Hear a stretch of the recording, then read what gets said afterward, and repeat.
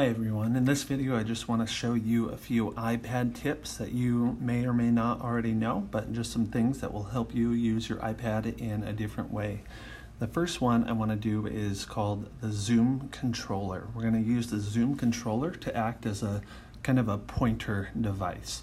So you can imagine that if you're airplaying your iPad to your projector or anything like that, and you're trying to show students where they're supposed to click or put their fingers or anything like that, if they won't see where your finger is on the screen. But with a Zoom controller, you can kind of guide them to where you want them to go. So we're going to go to Settings, and then General, and then Accessibility, and then Zoom right here. And we're going to turn this on. Now don't freak out, you might get this huge Zoom controller right here, but I'm going to show you how we kind of resize it and work with it. So you're going to click the little bar on the bottom of that Zoom controller. And for this I don't actually want to zoom in right now, so I'm going to zoom out. And I'm also going to choose to resize the lens. I'm just going to drag it so that it's actually kind of a tiny lens right here. So by tapping on this little bar at the bottom of the Zoom controller, I can change those settings. I could choose to put on this show controller right here, and this just, instead of actually moving the Zoom controller itself, I'm just using this as a controller to move it. So that's your choice of what you would like to do right there. So we have that, and some things that you might want to do with it is that you might want to add this to your control center. So your control center is when you swipe up from the bottom and you have all of these different things right here. You can add more options right here so that you can easily access those. So we're going to go to Customize Controls, and on this one I am going to put on here Accessibility Shortcuts. I'm going to click the plus right there. Okay. Now some things that I could do with my accessibility shortcuts is that if I go to General and Accessibility, and I go down to this accessibility shortcut at the very bottom, this basically changes, this is the triple click the home button. This is what happens when I click the home button 3 times really quickly. I can choose what I want here. And so for mine, I set it up to zoom so that I can just kind of open it up really easily. But if I swipe up and go to my accessibility right here, I have this zoom added right here. So I can just click right here to get that controller off and on. So it's a little handy, like if I'm on here and I tell my students, go to grade 3 math, and it looks like this, I can hover over here so they know what they're looking for. The second option is recording your screen and narrating. So right now I'm doing a screen recording. So I have my screen and you're seeing it and you're hearing my voice as well. So this can be helpful if you want to make videos for your students so that they have some directions or a video to follow so they know how to get to an app and they have an example of what they're supposed to do. You can use this as well. You can also have your students do it to kind of document their learning as well. So if they're in an app and you want them to make a screencast telling you how they're working through this app and how they're learning, you can do things like that as well. So I've added this shortcut to my control center, just like I showed you before, but it is called screen recording right here. And so it's this button. If right now I'm in the middle of a recording, so it's a red, but if you were not in a recording, it would just be white like this. And you can tap it to start recording your screen, but if you tap and hold, you'll be able to turn on or off narration. So if you don't need to be speaking with it, you can turn that off right there. So once you see that, there's going to be a red bar up here that lets you know that you're recording. And so when you're finished, you just click that red bar and it will ask you if you want to save, and that will save it right into your photos.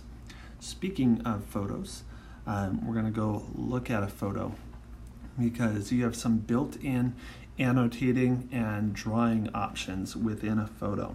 So let's imagine that you're taking your iPads out and you're working outside and you want students to start taking pictures of different things, whether that's animals they're finding or flowers or different things like that.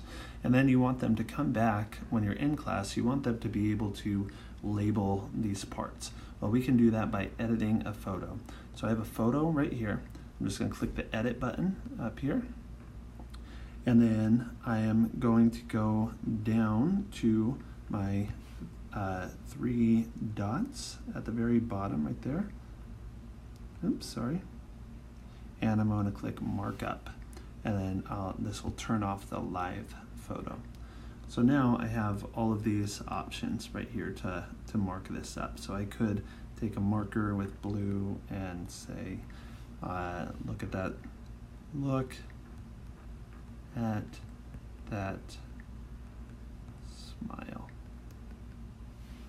Okay, or I can delete things. I could select different areas to do different things with, and I could also add text or shapes or speech bubbles or anything like that. And when I click done, that photo then gets saved into my library with those markups, and so I could turn that in wherever it's needed.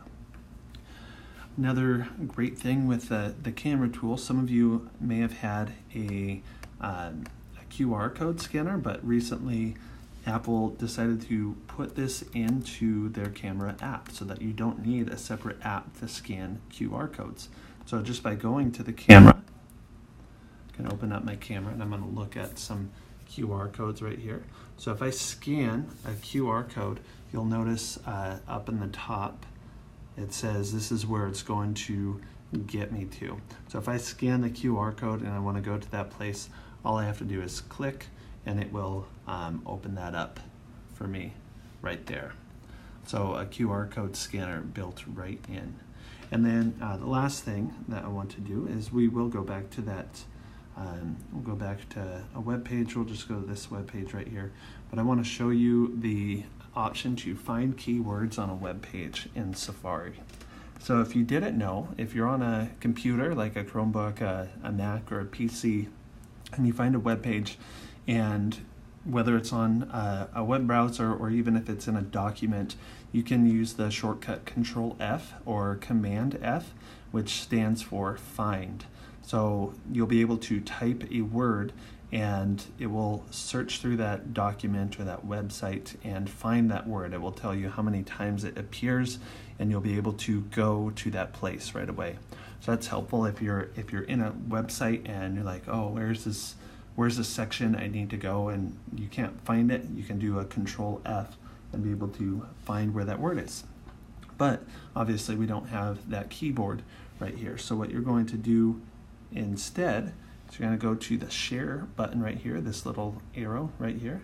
You click that and you go down here and you swipe to the left. You'll notice there's this find on page. If I click that and type in what I want to find, like QR, okay, it says we're on number 2 of 54 matches right here, and you can see that it zoomed in and highlighted that for me. Maybe I see, okay, that's not what I want. Okay, there's another one. Okay, there's another one over there. There's another one. And so it helps me find the information that I'm looking for more quickly. So that will definitely save you and your students time being able to do that. So those are just 5 quick tips for you. Hope you're able to teach those to your students as well, and that they're able to use these effectively and efficiently.